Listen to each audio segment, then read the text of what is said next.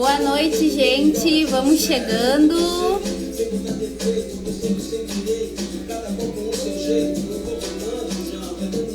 Vamos entrando. Sejam bem-vindos.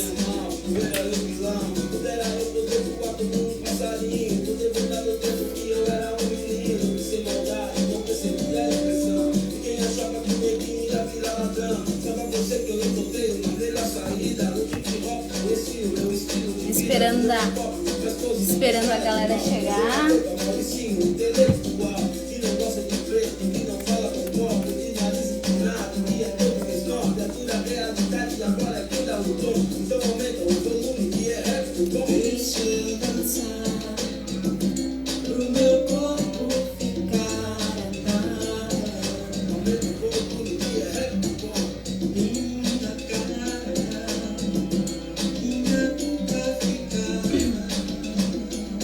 Isso aí, galera. Chegando, se mantendo aí na live. Muito especial de hoje. Pra ficar tudo jóia.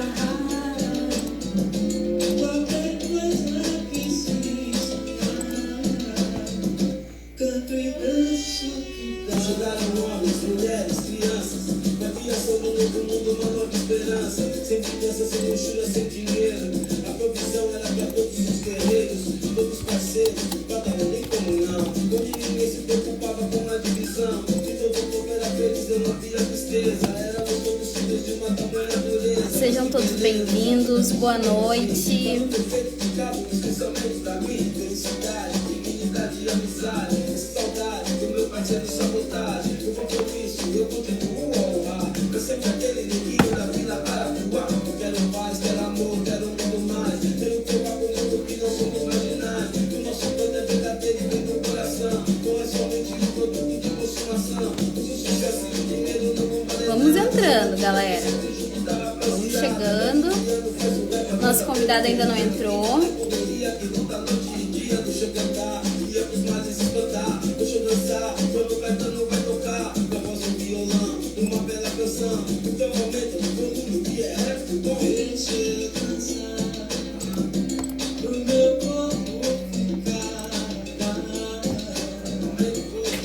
Isso aí. Vou iniciar então.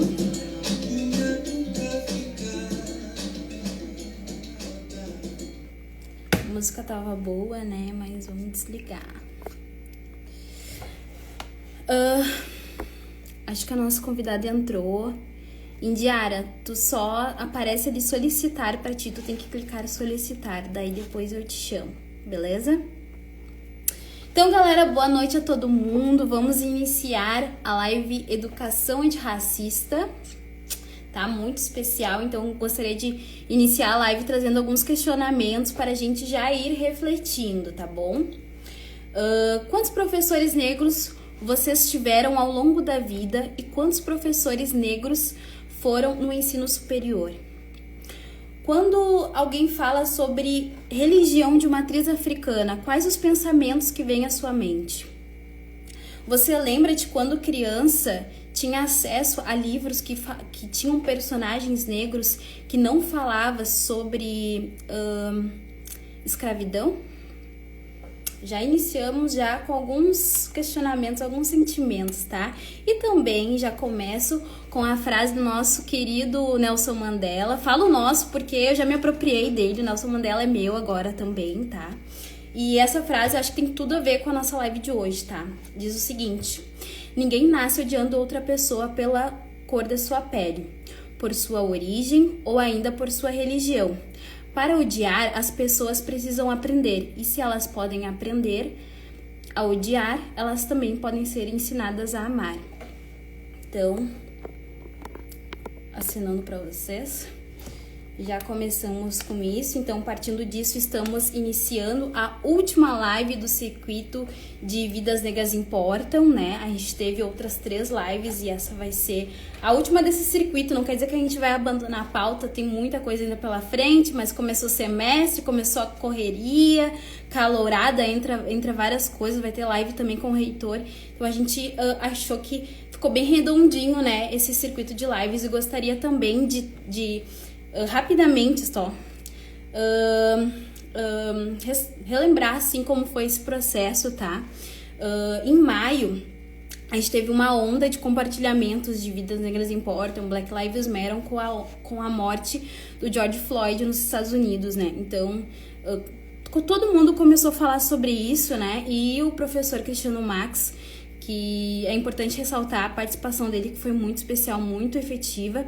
Ele chamou todo mundo, né? Juntou o DCE, mais alunos do Processos em Manifestações Culturais e Diversidade e Inclusão Social, aquela negrada toda.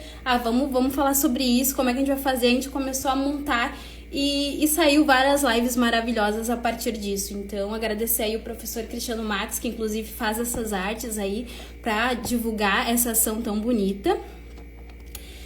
E vamos iniciar então, tá, gente? Então, vou começar trazendo verdades para vocês, verdades. O racismo, ele está diretamente ligado com a educação. E digo mais, na verdade, o racismo ele é validado e legitimado com o processo de escolarização.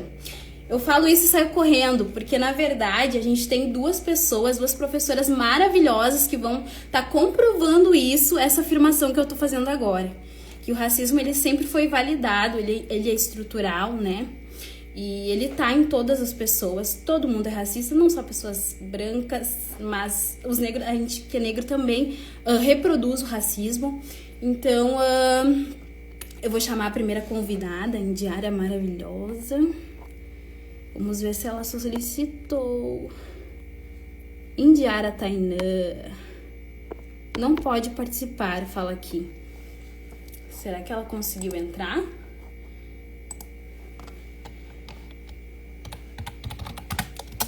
Estamos aguardando ela. Acho que ela saiu. Mas daqui a pouco ela tá entrando, tá, gente? Tô vendo os comentários aqui. Meus pais na live, né? Sempre apoiando. Vai ser linda essa live, gente. A gente vai aprender muito. E não só para quem é professor, quem trabalha diretamente com educação, mas para quem tem sobrinhos, quem tem afilhados, quem tem filhos. Não só para quem tem relação com criança, mas até mesmo para a gente poder refletir sobre a nossa própria infância, né? Indiara, cadê você?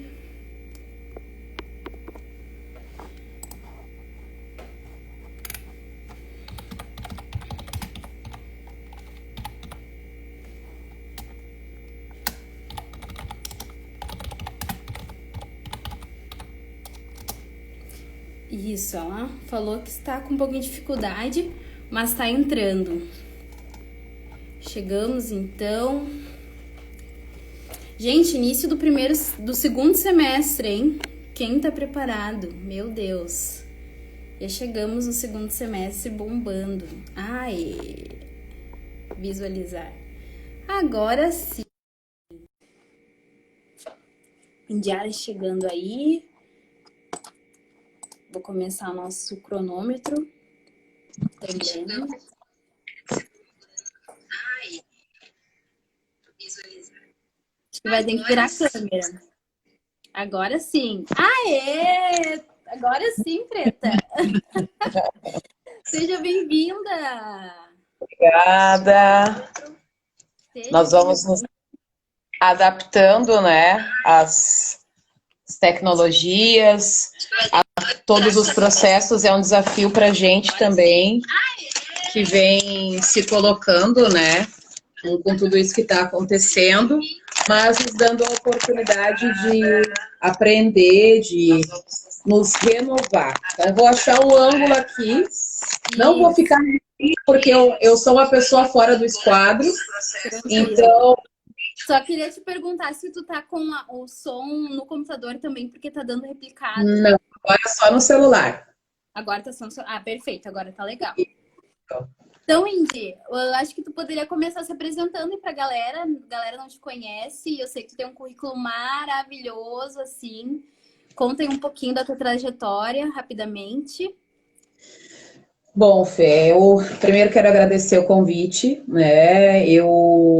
De dizer também do meu orgulho, assim, de te ver ocupando esse espaço na Universidade Fevale, no DCE, que é um espaço onde a gente precisa, né, fazer políticas e pensar na vida e na trajetória desses profissionais que estão iniciando a sua carreira, que estão buscando espaço, né? E me apresentando, eu sou a Indiara Tainã, tenho 38 anos, sou professora de formação, mas já atuo como professora desde os 12 anos de idade. Sou hoje especialista em eu sou especialista, então, em educação especial inclusiva e neuropsicopedagogia, formada também em pedagogia pela universidade, pelo Centro Universitário IPA. Uma pessoa que já vem batalhando bastante pelo trabalho com a cultura e a divulgação, implantação e implementação da Lei 10.639 e 11.645, né? E também coordenadora do projeto Pingos e Gotas de Luz, e Seulos Divina em Novo Hamburgo. Então, são pedaços de mim, né? Eu digo que em alguns momentos, para algumas pessoas, nossa, mas tudo isso, sim, são partes da nossa história, são pedaços da minha vida, né? Que eu dedico o meu trabalho.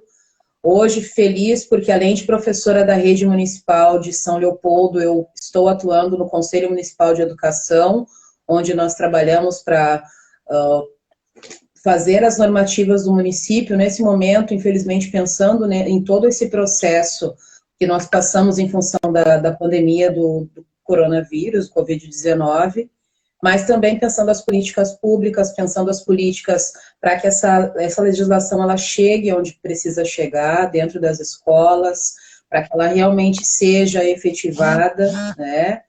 E sou professora da Rede Municipal de Novo Hamburgo, né? E essa atuação, principalmente aqui no Vale dos Sinos, nesses dois espaços, com certeza coroaram a minha trajetória e me trouxeram uma bagagem, com certeza muito importante nessa batalha e nessa luta para que essa legislação e para que a nossa sociedade, enfim, se torne uma sociedade melhor, né? Eu sou natural de Pelotas. A minha família, como muitas famílias, sai do interior do estado, então procurando oportunidades. Com 4 anos nós viemos, então, para Canoas, né, próximo a Porto Alegre, e eu posso dizer que eu tive a felicidade, então, de poder ter uma família com muitos valores afrocentrados, né?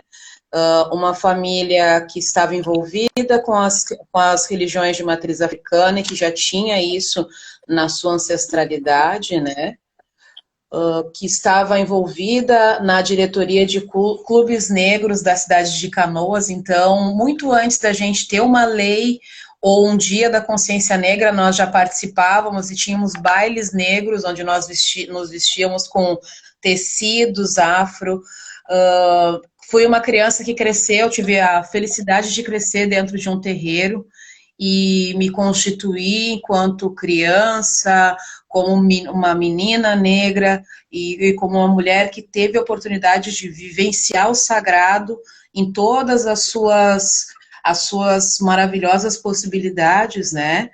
E todas essas oportunidades me fortaleceram enquanto pessoa, me ajudaram a conseguir garantir vez e voz para tudo aquilo que eu acredito, né, que eu sempre acreditei, e me dando força para conseguir me posicionar, o que não é uma coisa muito fácil, né? E há um tempo atrás, se me dissessem, olha, tu vais morar no Vale dos Sinos, nas duas cidades, né, onde a gente tem fortemente a cultura alemã sendo lembrada, morando em São Leopoldo, que tem o título de berço da colonização alemã, eu acho que eu iria dar risada, né? e porque meu sonho sempre foi trabalhar e ir para Porto Alegre, né? Eu fiz a minha faculdade, todo o meu curso, trabalhando em comunidades, conhecendo Porto Alegre. Então, eu tinha né, dentro de mim essa vontade de atuar para lá. Mas, né, a vida não é como a gente quer. Eu acho que o sagrado, né, e tudo que é o mais sagrado é tão bom para nós que nos dá a oportunidade de estar onde a gente precisa estar. E dessa forma a vida veio me trazendo para cá, para o Vale dos Sinos. Hoje, além de atuar então como profissional, ter a minha vida aqui, morar aqui, já ter familiares, né? Minha mãe morando próximo da minha casa. Sou médium, frequentadora e me dedico a um terreiro de Umbanda na cidade de Novo Hamburgo, que parece uma grande contradição, mas sim, é um lugar que me acolheu, é um lugar onde hoje eu professo a minha fé, onde eu dou continuidade a tudo aquilo que eu acredito, né, dentro do sagrado, dentro dessa cultura de matriz africana, e tudo aquilo que... todas as possibilidades que tornam a minha vida hoje mais completa. Iniciei com amigas, com outras professoras negras, o coletivo de Profs Pretas. Então, aqui, através desses contatos, eu transformei a minha vida no Grande Quilombo. Tenho a minha família próxima, tenho o terreiro que me acolhe aqui próximo, tenho esse grupo de mulheres maravilhosas. Hoje, nesse coletivo de Profs Pretas, nós temos mais de 100... aí, pelo jeito. São presentes, todas presentes, né? Nós temos aí mais de 120 mulheres, professoras negras, dos mais diferentes níveis de atuação, educação formal, educação informal, mas todas com a mesma intenção de aprender juntas, né? Entendendo aquilo que a nossa cultura africana tem de mais sagrado, que é essa circularidade, a oportunidade para que todos e todas tenham voz e tenham vez. Então, eu, a professora Rose Domingos e a professora Fernanda Oliveira iniciamos esse processo, nos encontramos no ano passado, num momento de formação da rede municipal de Novo Hamburgo, e conversamos, né? A Fernanda, ela tem o hábito de dizer, Preta, a gente precisa se reunir, nós precisamos nos reunir. Então, nós começamos com um grupo de WhatsApp, chamamos a Rose e nós três iniciamos esse aquilombamento, porque nós sentimos a necessidade de que nós precisávamos nos fortalecer, trocar experiências, e isso vai além da sala de aula, porque quando a gente fala de cultura antirracista, que é a temática dessa live, nós falamos de uma educação para a vida. Ela não é educação escolar, ela não se dá nos bancos da escola. Ela é uma educação para o ser humano. É uma educação que eu perpasso das minhas vivências, das minhas coisas, dos meus sentimentos, para que aquelas crianças, aquelas famílias, a minha comunidade escolar, as pessoas que vivem em torno de mim, e as pessoas que eu ainda vou conhecer possam também aprender, porque a gente vive numa sociedade, como tu mesmo disse, uma sociedade racista. Nós fomos criados racistas, né? E essa criação racista, ela não é por acaso. Então, a gente precisa educar o nosso olhar, precisa educar os nossos fazeres, precisa ter um olhar atento para que a gente consiga desconstruir anos e anos de um projeto que teve seu sucesso, mas que ele não é um projeto que se efetivou totalmente, porque nós estamos aqui, né? Se nós estamos aqui hoje, se nós estamos nesse espaço hoje, é porque a batalha de todos os nossos ancestrais que atravessaram o oceano valeu a pena. De todos os nossos ancestrais indígenas que prepararam essa terra para a gente estar, valeu a pena. Então, é saudando a todos os nossos ancestrais, todos os nossos mais velhos, a todos que vieram antes de nós, que eu inicio a nossa fala, então. Ai, demais, Indy. Nossa, eu fico muito feliz, assim, de tu ter uma trajetória tão bonita desde a tua infância, né? Com relacionamentos afrocentrados, a tua família toda envolvida já, né? Então, acredito assim que foi bem mais rico, né? A tua infância já começar, a tua construção identitária já teve desde criança, né? E a gente vem percebendo, tem algumas amigas, algumas pessoas que eu converso que a minha construção identitária começou quando eu estava na academia, quando a gente começou a discutir lá na aula de sociologia, e começaram a falar que eu era negra, e eu não sou negra, sabe? E foi, tipo, muito tarde, porque a gente não teve isso, né? Não querendo culpar a nossa família, né? Tudo isso é uma construção, acho que social também, não tem a ver relacionado, mas isso é muito importante e a gente procura, eu também como professora, faço parte também desse coletivo Professoras Negras, Profs Pretas.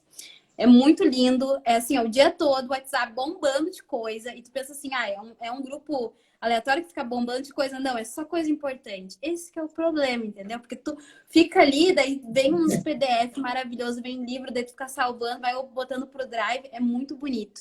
Todo mundo se apoiando, colocando lives, apoiando. Eu participo dessas, vou participar daquela também. Assim, tá sendo bem rico, assim.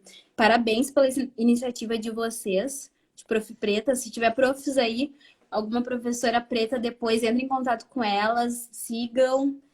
Tá muito interessante esse coletivo. Nossa, lindo demais. E iniciou aqui no Vale dos Sinos, né? Que é de imigração alemã, né? A gente conseguiu reunir um quilombo num lugar que não era para ter, né? Mas, né? Resistência, não adianta. Então, falando sobre educação antirracista, a gente tem um leque de opções de perspectivas. A gente pode falar sobre educação antirracista na literatura, na história, na cultura. Mas eu acredito, né, com tua trajetória, até um lugar de fala, né, que tu poderia nos trazer a educação antirracista na perspectiva religiosa, né? Nos documentos fala também que a gente tem que trazer essa questão de religião de matriz africana. E acredito que até é uma questão que tem muito mais intolerância e muito mais preconceito por ignorância mesmo do assunto, né? E não só queria que tu trouxesse isso, mas de que forma que tu trabalha isso na tua sala de aula. Eu gostaria de saber, né? Porque só de a gente falar disso na sala de aula, já vem 30 pais na tua porta te xingar, né? E como é que tu consegue contornar isso, assim, fazer um trabalho, né, efetivo? Nos conta aí, por favor. Assim, Fê, na verdade, isso também é parte desse projeto, né? De um projeto de uma sociedade que precisava, para tornar uma raça idealizada melhor, invisibilizar, então, todos os outros que fossem diferentes. Então, esse processo, ele começa primeiro se aproveitando do processo de escravização, diferente de outros momentos, porque a gente também, infelizmente, houve por desconhecimento, né? E aí eu acho que é o nosso papel, enquanto cidadãs, mudar e dar oportunidade para as pessoas terem o conhecimento, né? E saírem da ignorância, porque houveram, sim, outros processos de escravização ao longo da história, mas o processo que se deu no Brasil foi o primeiro momento em que deixaram de ser pessoas que produziam algo de valor para outrem, para serem essas pessoas as peças. Elas deixaram de ter um valor como seres humanos, elas eram a própria mercadoria.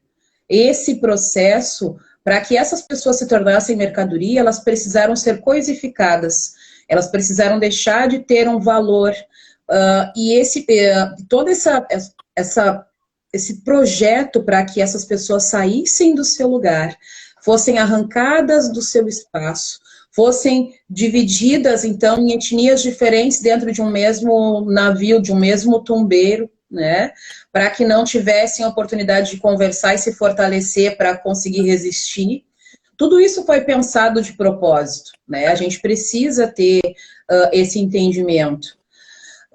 E saber que esse processo foi um processo muito difícil, muito duro, né? Onde muitos dos nossos antepassados ficaram, então, morreram no mar, né? Tiveram seu corpo jogado nessa calunga grande que é o mar, esse oceano que nos separa da nossa mãe África, mas que também esse processo de escravização, como eu te disse, ele não é um processo de sucesso, porque os nossos antepassados trouxeram com eles o que eles tinham de mais sagrado, que era o seu primeiro templo, o seu corpo. Esse corpo, por mais que ele tivesse sofrido chibatadas, por mais que ele tivesse sofrido da fome, de todas as doenças, de todas as misérias que essa passagem com que foram imbuídos, eles trouxeram os seus valores e trouxeram com eles a crença do sagrado, que é um sagrado que não precisa de nada material para acontecer. Porque a crença dos nossos antepassados, falando das tradições de matriz africana, e na verdade matriz africana também se questiona, porque se nós formos pensar no candomblé, na umbanda e no batuque, elas são religiões que iniciam no Brasil. Se nós formos hoje à África, em diferentes etnias, nós não temos o candomblé, nós temos o culto ao sagrado e ao ancestral daquele lugar. Em Oió, por exemplo, todos que nascem naquele espaço, que é o grande reino do grande pai Xangô, Kaó Cabeleci, todos são filhos de Xangô.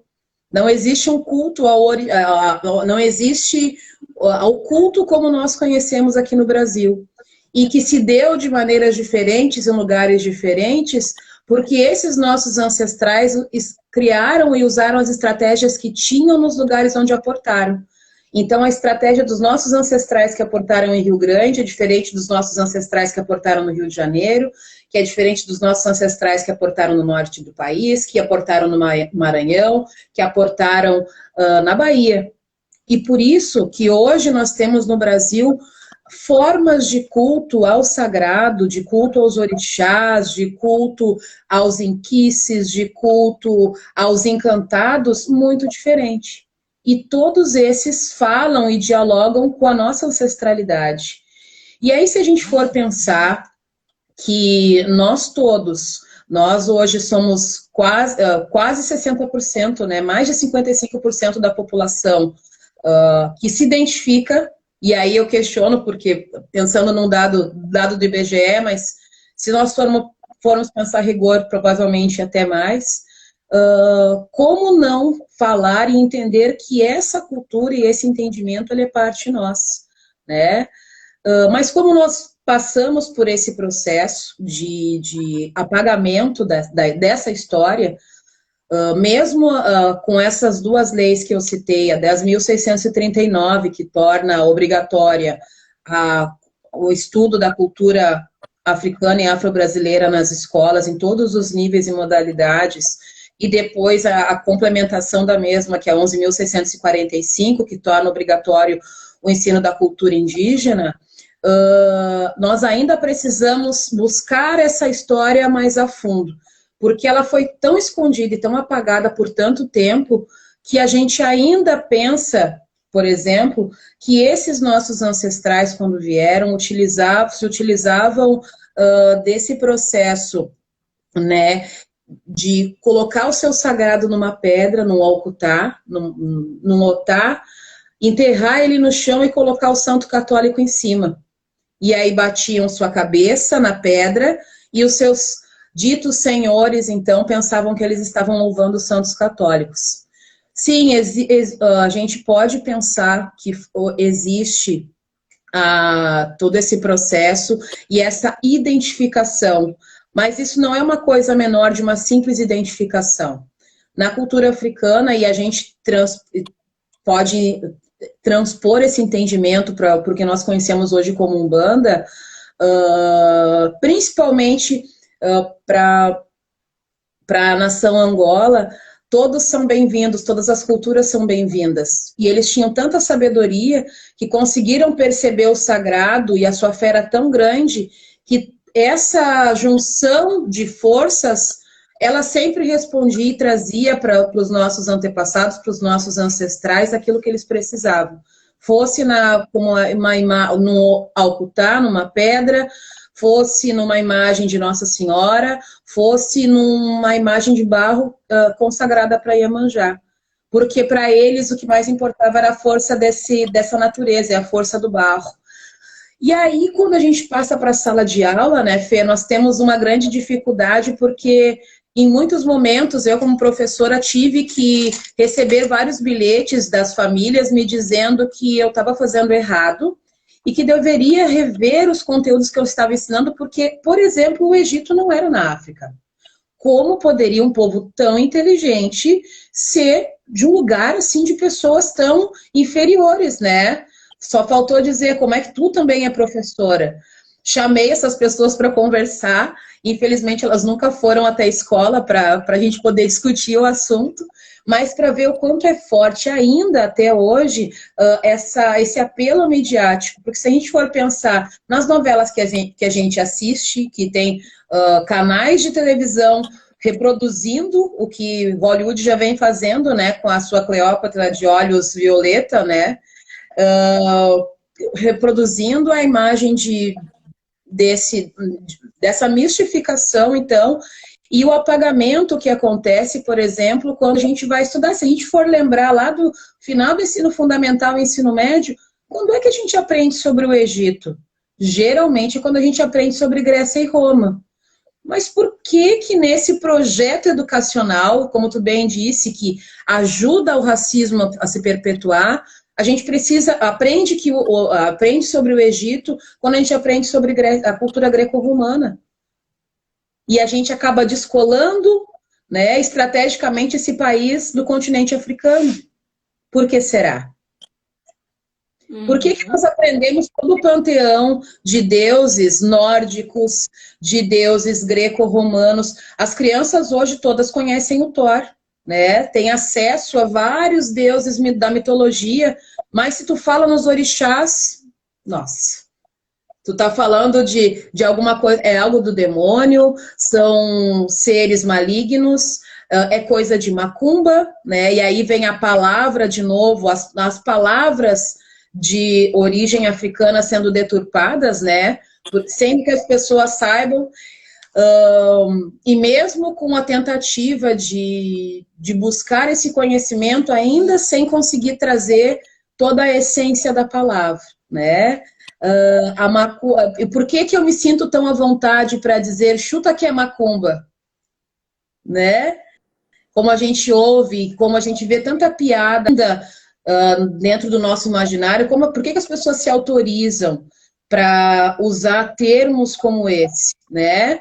Porque é tido como algo inferior, algo horrível, horrendo, ligado a uma magia destrutiva, né? E aí a gente não sabe que os Kumbas, eles eram grandes sabedores de todas as curas, conhecedores da natureza. E o prefixo ma falava sobre um plural. Então, os macumbas eram todos aqueles, os conhecedores, que conseguiam tratar as dores do seu povo. E olha a diferença, como é que a gente trata hoje um médico? Né? Principalmente nesse momento que a gente está passando por essa pandemia, né? Não são pessoas que são elevadas, às vezes, até um nível além dos outros seres humanos. E os macumbas que detinham todo o conhecimento, os nossos ancestrais indígenas que conheciam todas as ervas, as plantas, aí são relegados a uma classe tão inferior. Por quê? Né? Então, todos esses meandros, as coisas que nós dizemos, os fazeres que nós temos, as nossas formas de encarar, de pensar o que é bonito, né? De muitas vezes ter criança na escola ou pessoas que te enxergam de turbante e atravessam a rua. Nossa, só pode ser alguém que está fazendo mal, vai fazer mal para alguém, né? Ou da criança olhar, com 5 anos, olhar para mim, prof.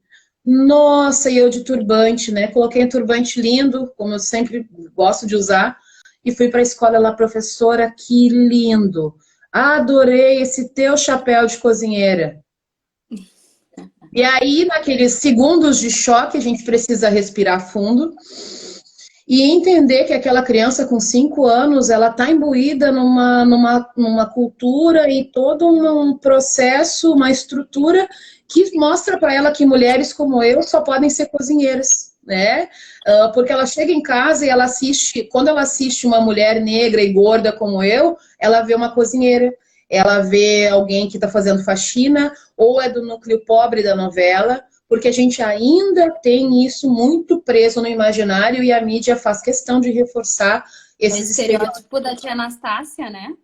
Exatamente, né? De um Monteiro Lobato tão falado, né?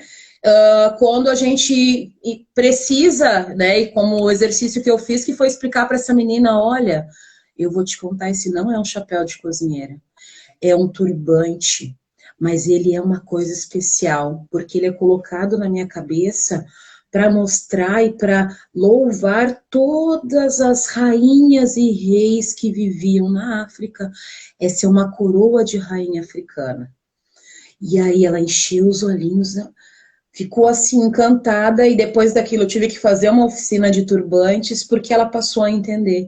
Mas ela só passou a entender e a modificar o seu olhar a partir do momento que ela teve a oportunidade de ser educada. Então, uma educação antirracista, ela passa pelos nossos fazeres, desde o momento em que eu comprei um apartamento e tive que explicar para os meus vizinhos que eu não estava alugando, que eu também tinha direito, como uma mulher negra, de comprar um lugar para morar, né? Quando a gente precisa várias vezes ir a um hipermercado da cidade e interpelar o gerente porque tu está sendo seguido ainda em 2020, né? Porque tu é negra ou porque tu entrou com a mochila. E eu sou professora, carrego muita coisa, as professoras sabem, tu também sabe como é. Mas a tua imagem, a tua figura em si representa uma ameaça para as pessoas. Por quê? Né? Por que essa figura dessa mulher negra, dessa mulher de turbante, dessa mulher que usa as suas guias em homenagem aos seus orixás, dessa mulher gorda e que aceita o seu corpo, que não é o estereótipo da beleza eurocentrada, de olhos claros e de cabelos lisos, por que isso incomoda tanto os outros, né? Então, são várias nuances e vários atravessamentos que a gente precisa pensar e pautar e pontuar para que a gente possa conseguir nos educar, né? Educar o nosso pensamento, as coisas que a gente fala, educar as nossas crianças e educar a sociedade à nossa volta. Perfeito, prof. Isso aí. Identifiquei muito com a tua fala, não só com a atuação, assim, em sala de aula, né? Mas a percepção, né? Que são coisas que a gente vem se incomodando. Claro que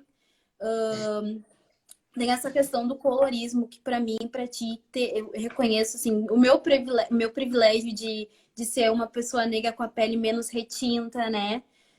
De ter um padrão, estar mais dentro do padrão de jovem, estar na universidade também, em contrapartida para outros, mas a gente entende, né? A gente entende, a gente procura sempre. E na tua fala, eu fiquei pensando assim, cara, o nome dessa live deveria ser Reeducação Antirracista, porque aí já tem uma educação, as crianças também já vêm de casa, pô, aquela menina que falou contigo, né? Ela só reproduziu algo que já tá, né? Já tá interno nela. Então, na verdade, a gente só vai se reeducar, se desconstruir, se reconstruir, né? Gostaria que tu falasse agora um pouquinho para as pessoas que não são da educação, mas que têm sobrinhos, que têm afilhados, né? Ou que pretendem ter filhos ou não também, mas tem algum relacionamento com alguma criança. Como poderia contribuir para uma educação antirracista para esse tipo, né? Para essa criança, né? Como a gente pode, assim, refletir sobre, poder, de repente, construir uma consciência, né? Olha, tem várias possibilidades para a gente começar a pensar numa vida antirracista, né? Num proceder antirracista. E aí, quando a gente falando na nossa vida cotidiana, nós somos atravessados primeiramente pela mídia, e aí se a gente for pensar nesse momento assim, de pandemia, em que a gente precisa estar em casa, o consumo das mídias tem sido um consumo intenso, né? Então, para essa pessoa começar a pensar que tipos de imagens essa criança ela está visualizando durante o dia dela? Será que ela consegue perceber pessoas diferentes das pessoas que estão próximas a ela, nos filmes que ela assiste, nos desenhos que ela é provocada a assistir, os brinquedos que essa criança tem, que cor tem, né? Ah, mas aqui as pessoas pensam, né, até no educar, por que eu preciso falar sobre negritude numa escola ou numa sala de aula se eu não tenho uma criança branca? Bom, você está no mundo, e se a gente for pensar que nós somos mais de 55% da população, em algum momento, essa pessoa, essa criança, ela vai conviver ou vai encontrar uma pessoa negra, e ela precisa saber o que fazer, né? Ela precisa saber que existe, ela precisa saber que é uma pessoa como ela, que tem valores, que tem sentimentos, e que precisa ser respeitada como ela. Só que isso só vai acontecer se ela tiver a oportunidade de conhecer. Se for algo que ela não tiver oportunidade, vai ser como as primeiras vezes que eu vim a Novo Hamburgo e que no centro uma criança começou a chorar desesperada apontando para mim porque provavelmente nunca tinha visto uma pessoa negra. Pensa num choro de horror, assim, de filme de terror. Era aquele menino pequeno, loirinho, assim, clarinho, que a pele e o cabelo, assim, se confundiam, né? Mas uma pena que, infelizmente, ele não teve oportunidade e não foi feito nenhuma ação naquele momento. Mas para ele foi um trauma porque ele não teve essa oportunidade. Então, quais são as imagens que eu tenho dentro da minha casa? Que revistas que eu tenho dentro da minha casa? Né? Que programas que eu estou assistindo? Eu estou olhando no YouTube, eu consegui acessar algum livro em PDF, algum outro material que mostre essa diversidade, que mostre indígenas e não mostre só, que não fortaleça dentro da criança aqueles estereótipos preconceituosos que a gente percebe, aquele boneco que é um blackface com uma boca gigantesca vermelha, ou o indígena pelado que usa uma pintura no rosto. Será que todo indígena é assim? Será que todo negro tem essa cor de pele, né? A boca, essa forma? Não, existe uma diversidade. Então, a gente precisa mostrar que a diversidade existe. Pessoas que pensam diferente da gente, que têm escolhas diferentes, que têm escolhas sentimentais diferentes, relacionamentos diferentes, alturas diferentes, pesos diferentes, né? Escolhas de vida diferentes. Porque o que a gente acha que é maravilhoso, né, que é bom e que é o certo, talvez não é o certo para o meu vizinho, né? E ele seja muito feliz com a escolha que ele teve. E eu preciso aprender a respeitar, né? Ter acesso a brinquedos, então, e principalmente livros, né? Hoje em dia, penso que quando eu era criança, né? Fernanda bem mais jovem que eu, mas quando eu era criança, nós não tínhamos tanto acesso a livros com personagens negros e ter o cuidado com esse material. Primeiro, cuidado com os brinquedos e com os bonecos, que sejam bonecos e brinquedos bonitos, bem feitos. A criança merece algo de qualidade, né? Ah, mas eu não tenho dinheiro. Bom, se tu for no YouTube, hoje tu aprende a fazer uma Biomi, que é e contar para a criança uma história de uma boneca feita com retalhos de tecido, que aquelas mães que vinham nos navios tiravam das suas roupas, iam fazendo os nós e conseguiam modelar aquelas lindas bonecas. Então, tu tem sim a oportunidade de fazer algo com carinho e bonito para essa criança. Livros onde tu tenha personagens negros, onde tu fale sobre a temática negra, reconte essa história, né, Fê? Porque a gente ainda tem materiais e livros didáticos completamente impróprios, né? Ainda tolhidos de muito material ruim, mal escrito, né? Sem nenhuma delicadeza. Conseguir pensar a África como um continente, né? Porque a gente ainda ouve como se fosse tudo a mesma coisa, sobre um lugar extremamente pobre, quando na verdade não é. É um lugar que sofre ainda pelo seu processo colonial, foi um processo colonial ainda mais devastador que o nosso, e que arranca ainda hoje todas as riquezas desse lugar, mas é um lugar extremamente rico, com muita história, com muito entendimento. É um lugar onde não existem só zebras e leões e antílopes, não, existem pessoas lá. pessoas com muita história. Existem baobás cheios da sua divindade sagrada, né? Existem muitas coisas que a gente pode descobrir sobre esse continente, para além do que a mídia nos mostra, né? Então, são algumas dicas, até de um material que o coletivo já tinha preparado e disponibilizado, né? São algumas questões que eu penso que são coisas do nosso cotidiano e que as pessoas dentro de casa, nos seus afazeres, com as suas crianças, né, os seus pequenos, podem estar pensando por uma lógica diferente, né? Pessoalmente, eu gosto de contar uma história da minha sobrinha, Melanie, que com 7 anos queria muito fazer uma festa de princesa e queria fazer a festa da Branca de Neve.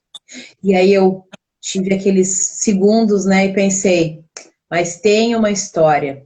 Existe a história da Pretinha de Neve e os 7 Gigantes, que é uma linda princesa muito esperta e que sai porque está procurando alegrias no seu reino, é um reino muito frio, e conta que lá na África existe um monte Kilimanjaro cheio de gelo, seu castelo era muito gelado, e ela era colorada, gostava de coisas muito alegres, então sai para procurar. E aí, contando essa história, ela consegue entender que ela também, da forma dela, pode ser uma princesa. Fizemos um vestido lindo para o aniversário de 7 anos dela. A empresa que alocava os materiais teve a oportunidade de fazer toda a decoração da festa como a Pretinha de Neve, então, para começar a utilizar esse material. Então, outras crianças foram beneficiadas por esse movimento. E ela tem uma constituição de identidade maravilhosa. É uma menina linda de 10 anos que usa um black power maravilhoso, com um lindo top, e que não tem vergonha de ser quem é, de ser uma criança de axé, uma equede feita no candomblé. Então, para mim é um grande orgulho, né? Mas isso tudo é uma construção, e é uma construção dia a dia. Tudo isso é uma construção. E acho muito importante reafirmar que é uma construção, porque às vezes a gente olha na rua, né, pretos maravilhosos, com roupa colorida, com cabelão, e tu pensa, uau, mas ele é super empoderado. Que nada, né? Ele é empoderado, mas assim, até chegar nesse momento, né, foi muita coisa que a pessoa passou, né? Verdade. Mas é bom, né, ela passar por isso. E eu acho muito importante também ressaltar sobre essa questão assim de trazer para as crianças a história da África, procurar coisas no YouTube e tudo mais, mas, gente, sempre trabalhar com realismo, né? Que nem a professora falou. Não trabalhar mais com o imaginário de África, sabe? Que isso daí já é bem manjado e até a criança se frustra depois, a criança, enfim, a pessoa, tanto indígena quanto, né? A primeira coisa que a gente vê quando vem um indígena, exemplo, né? Quando vê um indígena lá na rua, lá no sinal, mas isso não é indígena, olha a roupa que ele tá usando, não sei o que, entendeu? A gente fica frustrado depois. Então, sempre trabalho com a realidade, com a verdade, com a criança, coisas reais, coisas boas, coisas bonitas. Em todo lugar tem fome, em todo lugar tem pobreza, né? Todo lugar mesmo. Então, por que a gente não mostra todas essas coisas ruins de outros lugares e só mostra de lá, né? Mas, assim, sempre trabalhar sempre com a verdade, com a criança, que, assim, vai ser... Metade do teu trabalho já vai estar feito, né? Prof, então, a gente tinha 20 minutos, mas foram bastante tempo já. Eu acho que eu vou ter que encerrar a live e começar de novo. Mas foi muito rico. Nossa, eu tô anestesiada. Foi muito precioso te ter aqui falando, nossa, sobre tantos assuntos, né? Depois eu vou rever, eu vou listar, assim, as temáticas. Religião, cultura, falamos até um pouco sobre colorismo, né? Olha, perfeito, gente.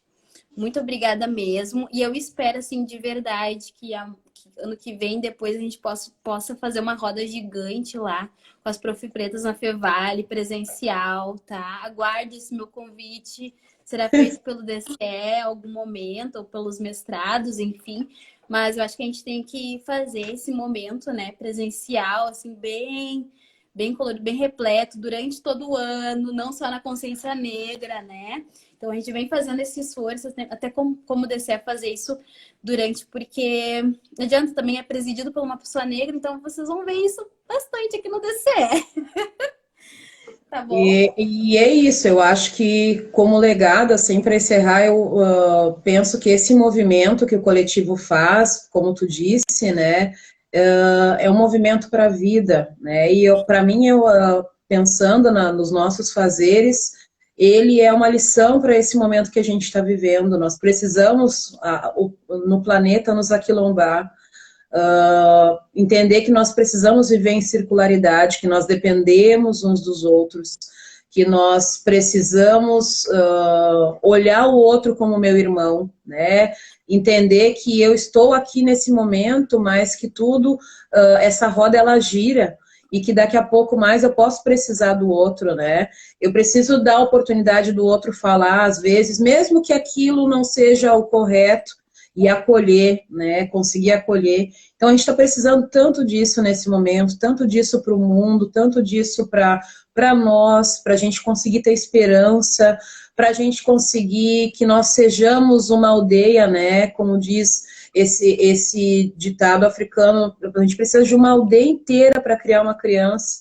A gente precisa se transformar numa aldeia para criar essas crianças que estão aí, e que vão herdar esse mundo da gente, né? A gente precisa deixar alguma coisa melhor.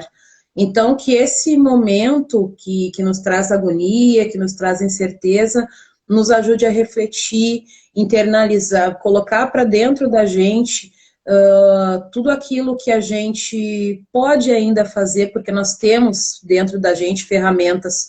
Como eu disse, nosso corpo é o nosso primeiro templo, né? O templo do sagrado, onde moram todos os elementos da natureza, onde moram todos os orixás, acreditando ou não. Então, nós somos herdeiros desse axé, dessa energia, né? Que nós possamos nos apropriar dela e que a gente possa, nesse momento, assim, cada um de nós possa receber todo esse axé e espalhar para todos os nossos, para todas as pessoas, que esse axé nos fortaleça, nos traga de vida, de saúde, de entendimento, e que nós possamos nos tornar pessoas cada vez melhores. Gratidão. Axé, axé. Axé. Então tá, muito obrigada por ouvir novamente. Depois a gente conversa ali pelo privado depois. Mas, gente, vou fazer o seguinte, tá? Já deu quase 50 minutos. Aqui no Instagram, Indy, quando dá 1 hora, a live cai. Ok. Às vezes a gente fica super no vácuo, assim, tipo, cai e a gente nem sabe que deu a hora. Então, a gente tem mais uma outra prof pesadíssima aqui, a prof Cláudia Duarte, historiadora. Então, eu vou finalizar essa live e eu vou começar de novo. Então, vou despedir de vocês. Vocês vão no banheiro, vão tomar água, né? Pega já a janta ali para comer e a gente se encontra aqui novamente, tá? Só vou finalizar e vou iniciar de novo. Eu quero ver todo mundo voltando junto. Beleza? Combinado, gente? Vamos voltar, né? Então tá, vou fechar aqui e depois a gente entra.